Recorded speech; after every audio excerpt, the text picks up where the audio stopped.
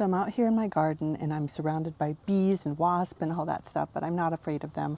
I've already shown you the video segment of the blossoms, the squash blossoms, and I'm down here with them now, and we're just gonna take a couple of clippings. I think I'm gonna take about 6 squash blossoms. It's already starting to close as opposed to just spread open because it's later in the morning. So there is a center part right here. And this is basically the pollen-bearing stalk, or I call it the nubby thing. So we're just going to clip this. And there you go. We don't want to eat that. I guess some folks can eat it, but we're just going to, ow, ow. I just got bit by an ant. And so we're just going to do this for the rest of the squash blossoms and call it good.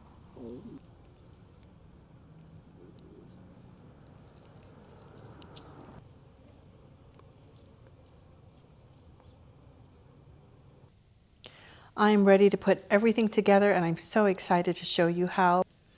They are a little bit fragrant. And let's see here. I took out all the nubby things, as you can see here. There's no nubby things in here. 2 different squash blossoms, and we are going to stuff these with ricotta cheese. We've got how many here? 3, I don't know, 6, 9 squash blossoms here. Aren't they pretty? So here are the squash blossoms, and they're just so delicate, but yet so delicious right here. And then we're going to do ricotta cheese. And then over here, I've got my, this is about 2 tablespoons of Parmesan, and then this is about 2 tablespoons of coarsely chopped parsley. And then we can't forget a sprig of thyme. Now we probably won't use all of this. Ooh, I'm salivating because we have a total of 9 squash blossoms that we are going to stuff. So not a whole lot. We're just going to do maybe about half a cup of ricotta cheese. And then again, 2 tablespoons each of Parmesan cheese, and then the parsley. And then we're going to strip the little leaves off of this, and it's all going to go in a mixing bowl. So let me snap my fingers. Voila, there you go. And we didn't use all of our thyme, as you can see here. And actually, this is more than just half a cup of ricotta cheese. This looks to be more of 3/4 cup, but that's okay. And now we're just going to mix this.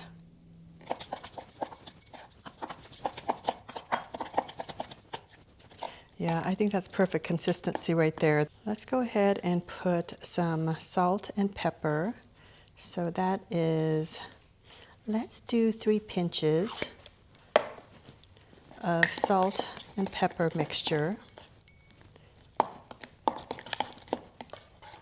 The ricotta cheese itself should already have some salt. Let's see, sodium 65 mg, so that's good.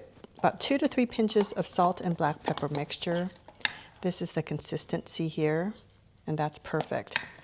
Before we stuff our squash blossoms, we're going to have to figure out, are we going to spoon it in, which might be messy. So can you imagine trying to spoon this into here? I'm going to use a baggie. We'll just flip it over like that, right? And then we'll want to put the contents in here.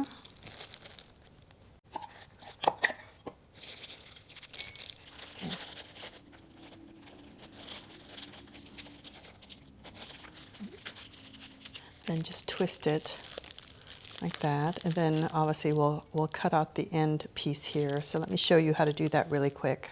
So we don't want to cut it too high up because that would leave a gaping hole.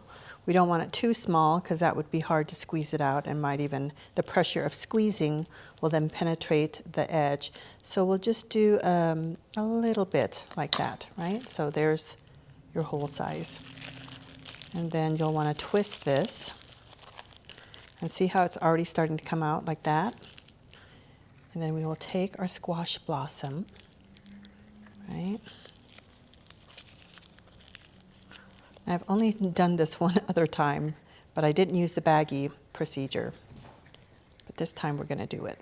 So make sure your blossoms are somewhat dried. Otherwise, you're going to have a wetness concentrating in there. Ooh, I just showed you my middle finger. Okay, so we're going to squeeze it, pipe it in there. See, about that. And that is good right there. That is about a tablespoon of yumminess in the base of the blossom. And then we can just seal it together like this, right? And carefully twist it just to push in the goodness downward even more so, or use your fingers and gently squeeze in. And that's it. Look at that. Let's do another one. This one's a more dilapidated one, so now that's a good thing that I have 9 blossoms here, because if it rips or it just simply doesn't work out, then I've got, you know, the others. Remember, my goal was 6. I don't know if it was an official goal, but basically I had 6 set aside. Okay, so we'll stick that in there. Ooh, there you go. Oh, the stem fell off right here. That's okay. Okay. Again, you don't want to fill this all the way, and the reason for that is because when you go to fry it, you don't want it all oozing out. So that's basically another one right there. We're going to do another one. This one wasn't so dilapidated, but still dilapidated. And you can just stick your finger in there a little bit just to make some room. Make some room for what exactly? For your bagpipe. Your bagpipe. Again, push it in there and then squeeze. Watch this thing billow out. Do you see it billow out? That's enough. Because these are smaller blossoms, that was probably about, maybe a teaspoon and a half. So you'll want to gauge. I mean, this one was clearly the bigger blossom, so about a tablespoon. This is a smaller blossom, so a teaspoon and a half. There's that. Ta-da! And then again, just use your fingers and gently bunch it together like that, and slowly push in. And there you have it, right? Just a beautiful stuffed blossom. So now we're going to go ahead and make the batter, and we're going to make it with orange sparkling water or club soda, but I'm going to do orange because I think it's going to complement these squash blossoms very, very nicely. We're going to do 1/2 cup of just all-purpose flour. I've got a tablespoon of cornstarch here. We'll do a pinch of salt. How about we do 2 pinches? And then we're going to mix it. Okay, now that that's fully incorporated, we're going to add our 3/4 cup of the orange sparkling water. And then we're just going to mix this very well, get it all ooey gooey, and we're going to make the batter. Ooh, the batter is looking perfect. This is how thin you want it because you don't want it to be too thick of a coating. And then the cornstarch in this batter will actually make it crispy. So how about we try a small one? Dip, dip, dip. Well, I don't like getting my hands dirty, but this is getting my hands dirty. There we go. Okay, and then just shake off the excess batter as much as possible. There we go. Ooh, look at that.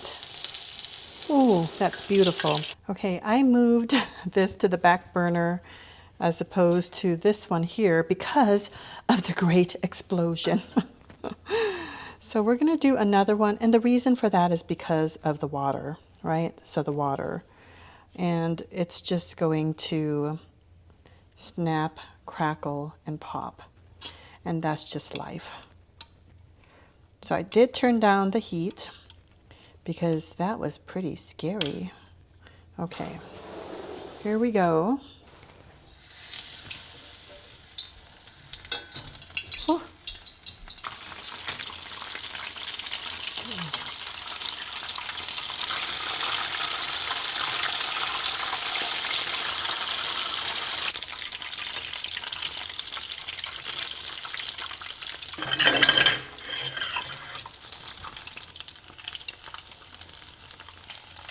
There's that.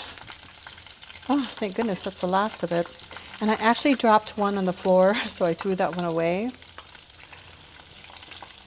But look how beautiful this is. Oh my gosh.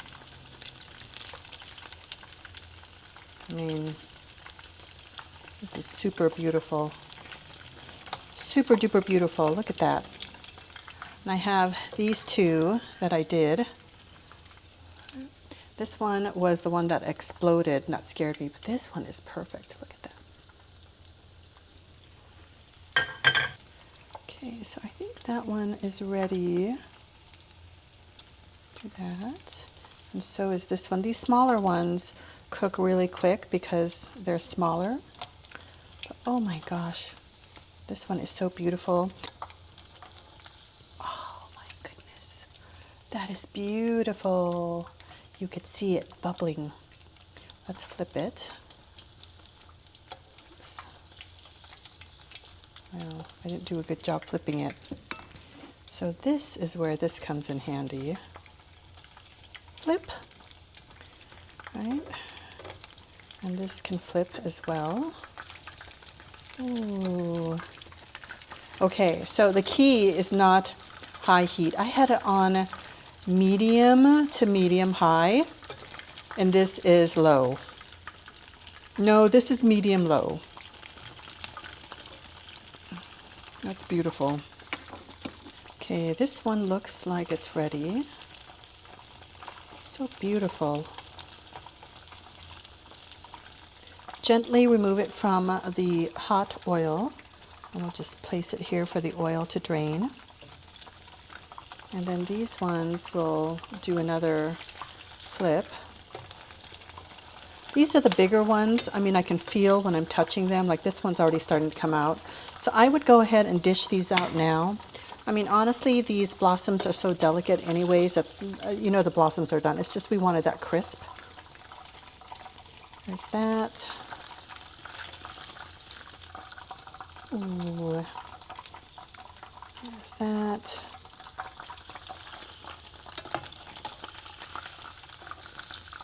Look at that.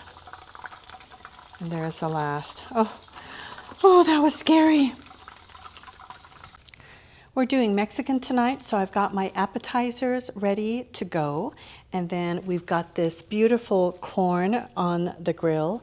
It smells so wonderful. So this is one of the items, the dish items. One of the dish items, one of the entrees, the side dishes. And then I made choco flan. Ooh, let's take you down on the counter and we're going to assemble the squash blossoms to perfection. So here they are on my little appetizer plate. And then I've got the fig, remember from the garden, the fig, the one token fig that we're going to eat. And because we did orange sparkling water, we're going to cut up this mandarin orange.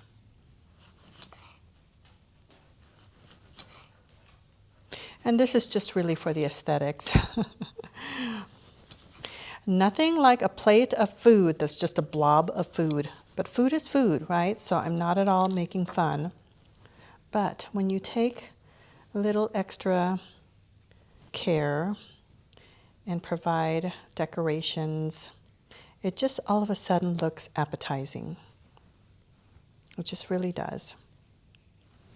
And then our fig. Oh my gosh. I'm growing fig, folks. Beautiful. And then we'll cut these into little wedges, right? And just decorate around. Oh, just look at that. How yummy is this? How yummy is this? It's absolutely gorgeous. Oh, I'm salivating.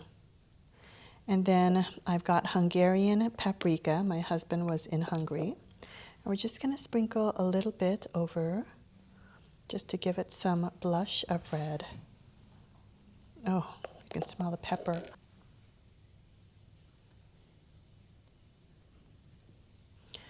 Ooh, so pretty. Oh my gosh, I am telling you, I am so proud of my little appetizer dish. Ta-da! Mmm. And now the test of truth, the test of the crunchiness. Mmm. Mmm. Mmm. Well, oh my gosh. And then with the fig, yummy.